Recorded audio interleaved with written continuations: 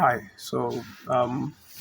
welcome once again to my channel, Damus Farms. Here we have a spreadsheet for record keeping, particularly for crop farming. Many people have requested for it, and I've spent enough time to do enough research.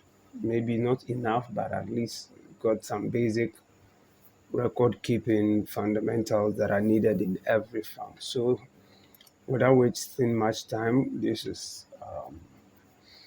the main menus, which is production records, financial chart, table chart.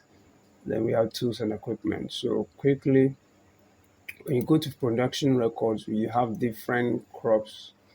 We have a slot for about for 10 different crops that you can keep records of. Now the names are here that you can decide to enter any name that you want. I mean the type of crop that it is. But for here, it's not touchable because you have to click here to go to that particular record for that particular crop. Okay, and so you can see here, you don't need to enter the type of crop. Once you've entered it here, it will reflect there. So let's say lettuce. Once you enter here the lettuce and you go to crop one details, you see that the lettuce has appeared here. Then the size of the land that it is on can be 10 acres. If you have the ability to count or measure the seed that you've sown, right, you can just enter the figure or the units. So let's say 50 kilo. I think it's important that you measure it so that you, at the end of the day, when you're measuring your yield, you can also equally see the difference. And the date of sowing, you enter the date here. Then the expected date of harvest will depend on what you enter here. So the next thing will be the date settings, right? So the activity, the nursing days, number of days from sowing to the days or the period of nursing you can enter. Then you know that the time for you to transplant to, if it's 20 days, you enter any figure you want. Now you notice that when you enter the figure, it reflects in the date here. Okay, in the date here. So these are the activities.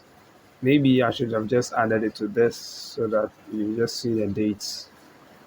Yeah, but it's okay. You can still come here and come and check the date.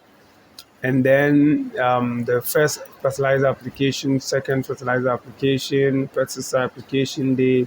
So you have to just enter. I suppose we know all the days for all these things. So once you enter, the spreadsheet does the magic by calculating the dates for you, the due date, and then also the actual date done.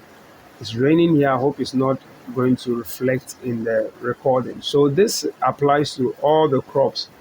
So whichever crop that you enter, all you need is to enter the name, enter the name, enter the name.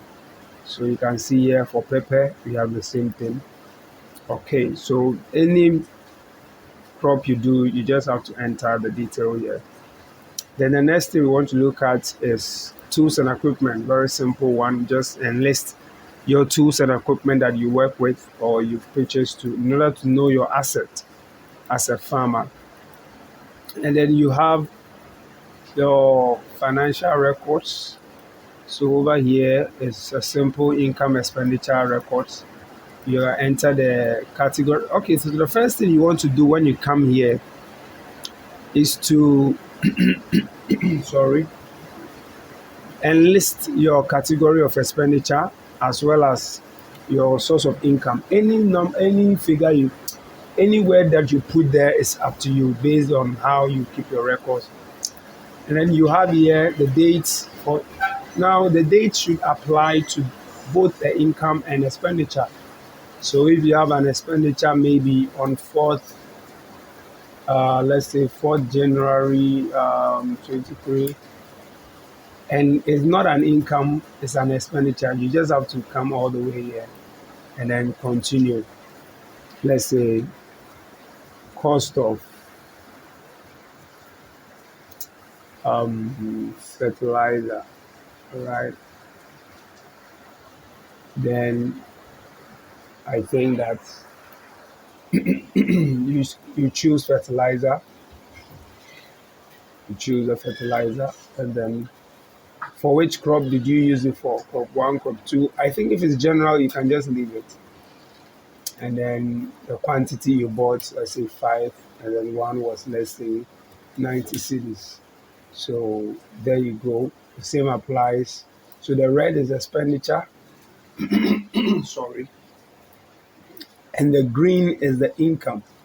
So once you are done with this, you keep entering it every day. Now the interesting thing is, whilst you're entering this record, the Excel is automatically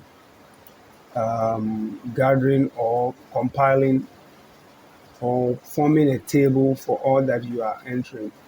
So yes. So once you come here, you use it to analyze what is happening.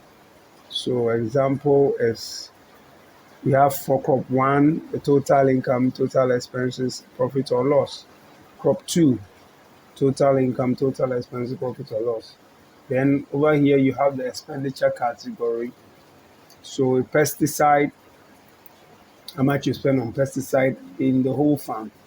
But if you want to know the specific farm, the specific crop you spend the pesticide, how much you spend on a specific crop, you just have to collapse this and then you see it. Assuming you had entered for crop two, you would have seen how much you have spent on pesticide on crop two. All right. Then the weedicide also fertilizer. So any expenditure you enter, it will automatically reflect here once you refresh it. And then same thing for income, where each income is coming from, crop one, crop two, and all that. So basically, that is it. It's a very simple one, and I'm open for suggestions. If you have any suggestion on what should be included, I think that I am very much open to welcome any suggestion. You must bear in mind that I'm not a crop farmer. I've not done crop farming in any way. So this is strictly based on research.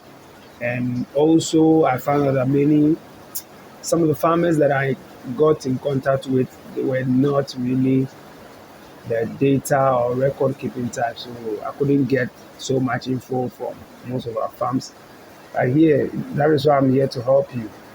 I'm a data scientist, and these are some of the things that I think are important in every farm. Not so detailed, but especially things that you have to let your manager do the recording, which is very production, sales, income, profit, and loss. So that's the focus, operational cost, and all that. So thank you, and I believe that you grab your copy just to support the little we are doing to also help our farmers out there. Thank you, and God bless you.